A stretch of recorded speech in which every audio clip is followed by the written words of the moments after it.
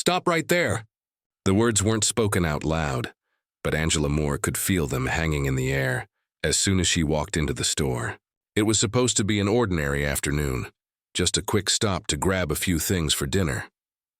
She wasn't in uniform, didn't have her badge pinned proudly to her chest, and wasn't carrying the authority that usually made people step back when she entered a room. Today she was just Angela, an off-duty police captain who wanted to enjoy her free time. But the moment she crossed that sliding glass door, she knew this trip was going to be anything but ordinary. It started with the stairs. 2 uniformed officers who were stationed inside for security reasons immediately fixed their eyes on her, their gaze sharp, lingering, suspicious. Angela had seen those looks before, not just as a woman, not just as a shopper, but as a black woman who knew all too well how easily suspicion clung to her skin. She told herself to ignore it. After all, she'd been in law enforcement long enough to understand the difference between real alertness and bias masquerading as vigilance. But these looks, they weren't subtle, they weren't professional. They were hunting her. Angela adjusted the strap of her bag and pushed the cart forward, moving down the bread aisle. The fluorescent lights hummed overhead. The air smelled faintly of disinfectant and baked goods, and the store seemed normal to everyone else. But to Angela, every step felt heavy. She caught her reflection in the glass of the freezer door, her expression calm, steady, unbothered. She had perfected that look over years of being tested, underestimated, and challenged. But beneath the surface, she felt her instincts rising like a quiet alarm bell. As she reached for a loaf of whole-grain bread, she heard the faint static crackle of a police radio behind her. One of the officers was speaking into it, but the words were hushed. She could make out only fragments. Possible suspect. Female, just keep an eye. Her grip on the bread tightened. Suspect her? She hadn't even been in the store for 5 minutes. Angela exhaled slowly and placed the bread in her cart. She moved on, pretending not to notice the officer trailing her at a distance. She knew this game. She had been on the other side of it countless times. Officers following someone through aisles, waiting for them to make a wrong move, a slip-up, anything that could justify their suspicion. But this time she wasn't the cop observing. She was the target. Passing through the dairy section, she bent to grab a carton of milk. From the corner of her eye, she caught the second officer pretending to check the expiration dates on cheese. His eyes, however, never left her. She knew exactly what was running through his mind. In his eyes, she wasn't Angela Moore, the police captain who had led dozens of successful operations and trained rookies in proper policing. In his eyes, she was just a black woman who fit the description. Angela straightened, her heartbeat steady but strong. Years of training kept her calm, but inside she felt a flicker of anger. She wasn't just angry for herself. She was angry because she knew countless others went through this exact same experience without the privilege of having a badge or a rank to back them up. Ordinary people. People who didn't get the benefit of the doubt. People who couldn't flash an ID to make the harassment stop. Still, she said nothing. She picked up eggs, a pack of pasta, a jar of sauce, and a small bouquet of flowers she thought would brighten her kitchen. Normal things, simple things. But as she placed them carefully into her cart, she could feel the eyes drilling into her back. The officers weren't interested in the groceries. They were interested in her. By the time she reached the self-checkout, the tension had wrapped itself around her like a vice. She scanned each item slowly, deliberately, as if daring them to find a reason to accuse her. The machine beeped rhythmically with every scan, the receipt printer humming at the end. She paid, placed the slip neatly on top of her bag, and took one long breath. For a second, she allowed herself to believe it was over. But when she looked up, the 2 officers were already moving toward her. Their expressions weren't neutral, they weren't polite, they were determined. Angela's instincts screamed louder now. This wasn't about loss prevention. This wasn't about doing their job. This was about her, and the assumptions they had already made. She picked up her bag, clutching the receipt in her hand like a shield. She knew what was coming. She could feel it like the calm before a storm. And as the officers closed in, Angela realized this shopping trip was about to turn into a confrontation that would test not just her patience, but the very system she had spent her life serving.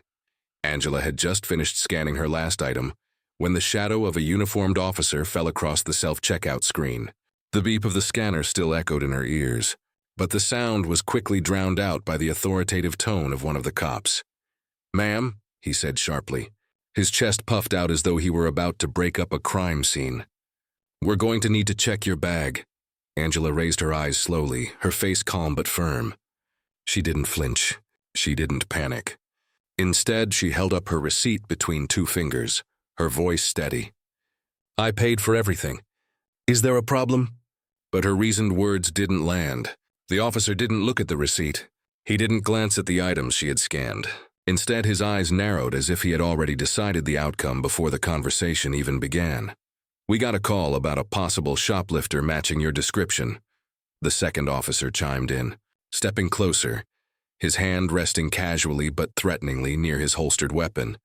Angela blinked, stunned not by the words but by the sheer absurdity of them. Matching her description, she glanced around the store, her gaze sweeping over dozens of other shoppers. Women, men, different ages, different appearances. Yet somehow, out of all of them, it was her who matched the description. "You're mistaken," Angela replied firmly. Her tone carried years of command, the kind that could silence a briefing room full of rowdy officers. But these two weren't listening. The first officer stepped even closer, towering over her. "Step aside, ma'am.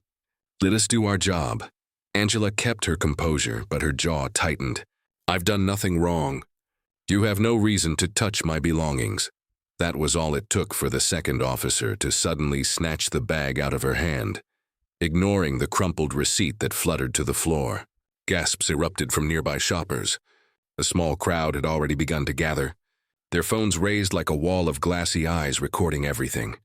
Angela's instincts screamed to identify herself, to pull rank, to stop this nonsense before it spiraled further. But another part of her, the part that had fought against injustice her whole life, wanted to see exactly how far these officers would go. Without realizing who they were humiliating, the officer rifled through her bag as if he had already discovered stolen goods hidden inside. But all he found were groceries: bread, milk, eggs, pasta, flowers. Everyday items, things that hardly screamed theft, and yet his expression didn't soften. He looked at his partner and gave a tiny nod, as if the lack of evidence was just an inconvenience, not a fact. That's when the grip came. The first officer suddenly seized Angela's arm, twisting it slightly behind her. "Don't resist," he barked. "If you fight us, we'll charge you with obstruction." Angela felt her breath catch. She had been in dangerous situations before. Armed standoffs, tense negotiations, chaotic crime scenes. But this was different. This wasn't a threat from a criminal. This was humiliation at the hands of people who wore the same uniform she had spent decades honoring. The crowd grew louder now. Some shouted at the officers. Others urged Angela to speak up, to show them who she was. A teenager yelled, "She paid!" I saw her scan everything. But the officers weren't interested in witnesses. They were too deep into their narrative, too determined to prove their suspicion right. Angela's heart pounded. Every fiber of her being told her to push back, to fight, to demand respect. But she knew one wrong move could escalate this into something far worse. These men weren't treating her as a respected captain. They weren't even treating her as an innocent woman buying groceries. To them, she was already guilty, and guilty people didn't get the benefit of calm conversation. The officer tugged her forward, ignoring the angry murmurs from the crowd. Angela stumbled slightly, her groceries spilling across the shiny tiled floor, eggs cracking, milk rolling, flowers crushed under a careless boot. The second officer barked again, "Hands where we can see them," as though she were some dangerous suspect instead of a middle-aged woman with dinner supplies. Angela raised her hands, her wrists trembling slightly but her voice still strong. "You're making a mistake," she said evenly. But they didn't hear her. Or maybe they didn't want to. Phones zoomed in closer. The whispers turned into outraged shouts, and as the cold handcuffs began to slide out of the officer's belt, Angela realized the line had been crossed. They weren't just questioning her anymore. They were about to arrest her for a crime she hadn't committed, for something she had receipts to prove false, for no other reason than the color of her skin. Angela took one long, steady breath. She had been through countless storms before, but this one was different. This one wasn't about her survival.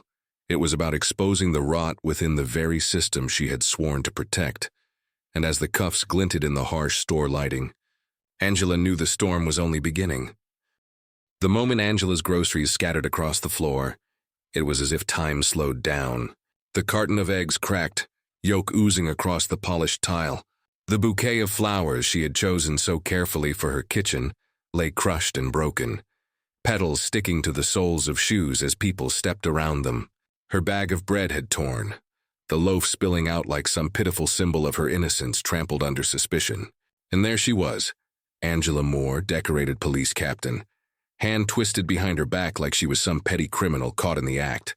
"Put your hands behind your back," one of the officers barked, his tone sharp enough to slice through the murmurs of the crowd. Angela did as ordered. Not because she was guilty, not because she feared them, but because she understood exactly how dangerous this could become if she didn't.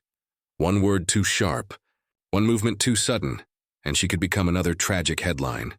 Her wrists stung as cold steel clamped down around them. The metallic click of the cuffs echoed in her ears, louder than the whispers and gasps of the people surrounding her. She had cuffed countless suspects in her career, people who had actually committed crimes, who posed actual threats. Never once did she imagine what it would feel like on the other side. It wasn't just pain. It was humiliation, raw and burning, searing into her chest like fire. Angela's gaze shifted to the crowd. Faces stared back, some wide-eyed with shock, others with pity, some with anger. Teenage girl held her phone high, filming every second, her jaw clenched as if she couldn't believe what she was witnessing. A little boy tugged at his mother's sleeve and asked, "Mommy, why are they taking that lady?" The mother didn't answer. She just pulled her child closer and shook her head sadly. Angela wanted to scream. She wanted to tell the boy the truth, that the lady he was watching wasn't a thief, wasn't a criminal. She wanted to tell him that she was a protector, someone who wore the same uniform as the men dragging her away. But her pride kept her mouth shut, for now. As the officers pulled her toward the exit, the humiliation grew heavier with each step. Her shoes squeaked against the tile, her hands bound tightly behind her. Shoppers parted like a wave, whispering, pointing, recording. Angela felt stripped of everything she had earned over the years. Her rank, her respect, her dignity, reduced to just another black woman in cuffs while strangers judged from the sidelines. "Stop resisting," one officer snapped unnecessarily, his grip firm on her arm. But Angela wasn't resisting. She was walking obediently, her head high, her shoulders squared, refusing to let them see her break. Still, the word stung. Stop resisting. It was the phrase she had heard so many times in body cam footage, in controversial arrests, in cases where suspects swore they hadn't fought back. Now she was living it, being accused of resistance while complying with every demand. At the front of the store, the fluorescent lights buzzed above her as they pushed her against a wall. One officer pressed his hand into her shoulder, pinning her like she was dangerous. Her cheek nearly brushed the cool surface of the wall as customers gathered closer, murmurs growing into outrage. "Hey, she paid! I saw her with a receipt!" A man shouted from the back, "Check the cameras!" Someone else yelled, but the officers didn't turn, didn't acknowledge the voices. Their focus remained locked on Angela, determined to finish what they started. Her chest rose and fell with slow, measured breaths. Inside, a storm raged. Humiliation coursed through her veins, mixing with anger and disbelief. These men didn't know who she was. They didn't know the years she had given, the nights spent away from family, the lives she had helped save. To them, she wasn't Captain Angela Moore. She wasn't a decorated officer. She was just a suspect, a black woman they had decided was guilty before the evidence even had a chance to speak. The handcuffs dug deeper into her skin, and for a fleeting second, she thought about the countless people who had stood in her exact position, ordinary citizens who had no badge to reveal, no authority to wield, no platform to defend themselves. For them, this kind of humiliation didn't end with a reveal. For them, this was reality. Angela swallowed hard, forcing herself to remain silent, not because she was powerless, but because she knew the power of timing. She wasn't ready to end this, not yet. She wanted every second of this injustice to play out, for every phone camera to capture the truth. The world needed to see it, raw, unfiltered, undeniable. As the officers tightened their hold and began marching her toward the squad car waiting outside, Angela lifted her chin, her eyes scanning the crowd one more time.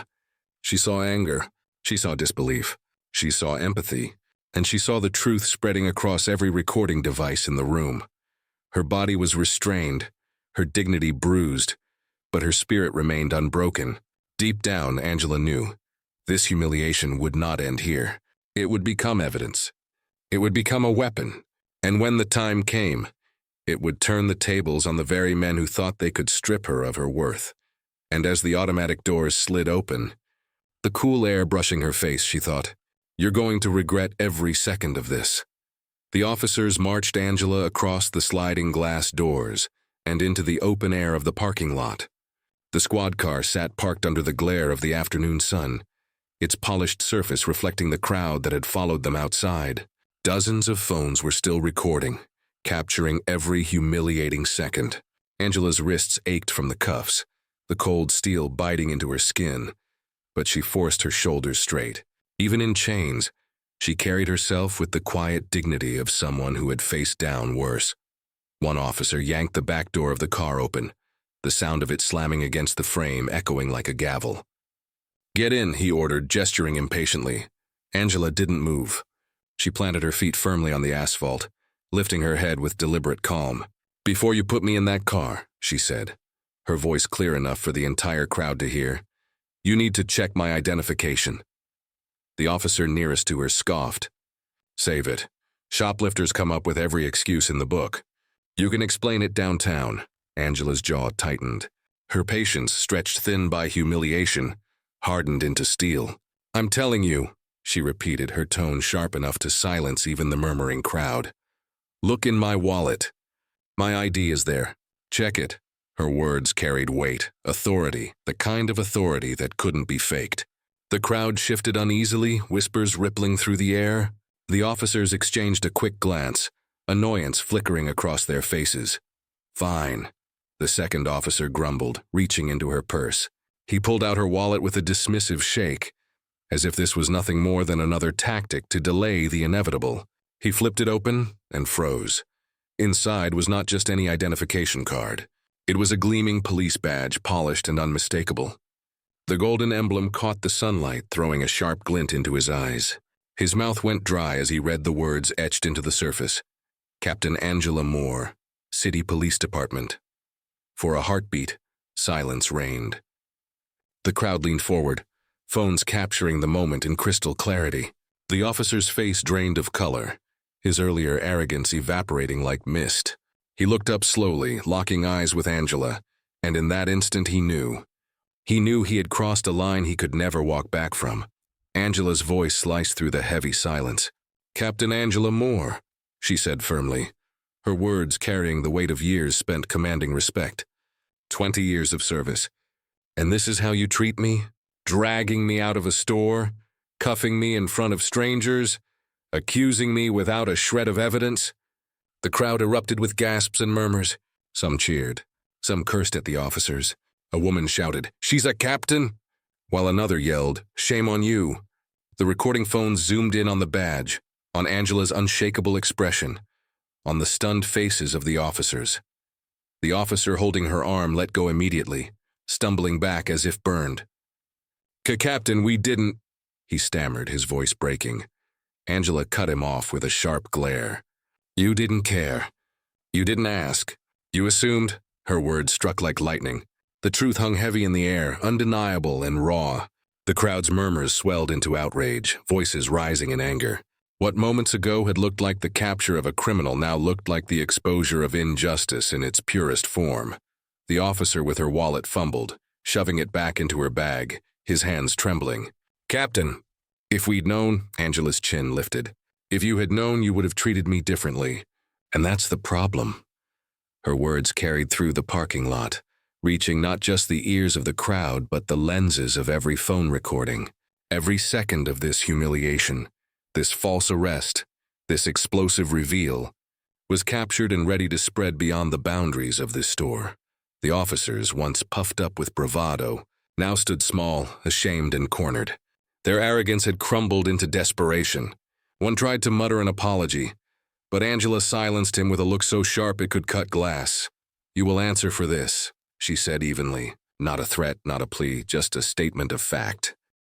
The crowd erupted into applause, chants, and shouts of support. Some people cheered Angela's name. Others called for the officers to be fired on the spot. The tension had flipped completely. Angela, once dragged like a suspect, now stood as the undeniable authority in the situation, while the men who had cuffed her looked like children caught misbehaving in front of their parents. Angela's wrists still bore the red marks of the cuffs, but her spirit was unshaken. She turned slowly, scanning the crowd, her gaze lingering on the raised phones, the wide eyes, the people who had witnessed the full arc of injustice unfold. She wanted them to see her strength, to see that she wasn't broken. The officers' voices trembled as they stuttered excuses, but no one was listening anymore. All eyes were on Angela. She wasn't just a police captain anymore. She was the symbol of resilience, of truth revealed at the perfect moment. And in that parking lot, with the sun gleaming off her badge, Angela Moore reclaimed everything they had tried to take from her, and more. The cuffs came off with an awkward clatter, the officer fumbling nervously as he tried to free Angela's wrists. Red marks encircled her skin where the metal had bitten in, and for a moment she rubbed her wrists, feeling the sting not just in her flesh but deep in her pride. The crowd was restless now, buzzing with outrage. People shouted, cursed, demanded answers. Phones stayed raised high, capturing every second. There was no undoing what had happened. The world would soon know, and the officers' careers would never be the same. Angela didn't rush to speak. She stood tall, breathing in the cool air, letting silence build before she finally turned to face the two officers who had humiliated her so brazenly. Her eyes locked on them with the calm fury of someone who had seen everything, endured everything, and survived everything. "I've worn this badge for 2 decades, she began, her voice clear and steady, carrying through the parking lot like a commander addressing a battalion. "I've led officers into dangerous situations. I've protected communities and I've upheld the law with everything I have. And yet today I was treated like a criminal. Not because I stole anything, not because I broke the law, but because of the color of my skin." The crowd erupted with gasps, murmurs, and claps. Angela wasn't just speaking for herself anymore. She was speaking for every person who had ever been profiled, accused, or harassed simply for existing. Her words weren't just an indictment of the two officers. They were an indictment of a broken system. The officers tried to shrink into the background, their faces pale, their bravado long gone. One mumbled something that sounded like an apology, but it was drowned out by the crowd's anger. "She deserves respect," someone shouted. "Fire them," another yelled. The voices blended into a chorus of outrage, fueling Angela's resolve. The store manager rushed out, his face red with panic, stammering apologies. "Captain, Ms. Moore, we had no idea. If we'd known—" Angela didn't even look at him. "That's the point," she said, her tone sharp. "You didn't need to know who I was. You needed to see me as a person. That's where you failed." Those words pierced deeper than any lecture could. The crowd cheered again, recording every second, knowing that Angela was giving voice to something bigger than this one incident. By the time Angela left the parking lot, she wasn't just walking away from a store. She was walking toward a storm that was about to sweep through the city, the department, and the nation. Within hours, the videos hit social media. Clips spread like wildfire. Angela being cuffed, groceries spilling, the badge reveal, and her powerful words cutting through the air. Hashtags trended, news anchors debated, and activists demanded change. Headlines exploded. Black police captain wrongfully arrested by fellow officers, and humiliation of Captain Moore sparks public outrage. Every news channel replayed the footage, pausing on her badge, on the shocked expressions of the officers, on her fiery statement in the parking lot. The department couldn't ignore it. The two officers were placed on immediate administrative leave, their names dragged through the media as symbols of racial profiling gone unchecked. Internal Affairs launched an investigation. Community leaders held press conferences. Protesters carried signs outside police headquarters demanding accountability. Angela, though, didn't retreat into silence. She stepped into the spotlight, not because she wanted fame, but because she knew the fight was bigger than her. She gave interviews, sat in front of cameras, and told her story again and again, always pointing back to the same truth. If this can happen to me, someone who has worn the badge for 20 years, imagine what happens to those with no badge, no rank, no voice. That's why we can't stay silent. Her words resonated. People across the country, families, activists, even fellow officers reached out with support. Many praised her for staying calm under pressure, for not lashing out, for letting the truth expose the injustice without violence. She became a symbol of both strength and restraint, a living example of how dignity can triumph over prejudice. The two officers, once arrogant and dismissive, were left scrambling to defend their actions. But no excuse could erase the footage. Their faces had become infamous. They weren't just men in uniform anymore. They were the embodiment of a system that needed change. Angela, on the other hand, emerged not as a victim but as a leader. Her humiliation had transformed into power, her pain into a rallying cry. She spoke not just as Captain Angela Moore, but as Angela the woman, the black citizen who had endured what so many endured every day. And that made her message unstoppable. In the weeks that followed, policies were re-examined, training programs were questioned, and conversations about racial profiling filled city halls. Angela stood at the center of it all, her voice steady, her presence commanding. And when she finally stood before a packed crowd at a community forum, she ended her speech with the same calm steel that had carried her through that humiliating day. Justice isn't just about punishing wrongdoers. It's about changing the system that allows this to happen. My story isn't unique. It's proof that the fight isn't over. And I promise you, I won't stop fighting. The applause that followed shook the room. A standing ovation that wasn't just for her courage, but for her resilience, her strength, and her refusal to be broken. Angela Moore had walked into that store as just a woman buying groceries. She walked out as a symbol of truth, dignity, and a reminder that injustice can only survive when good people stay silent. And she was anything but silent.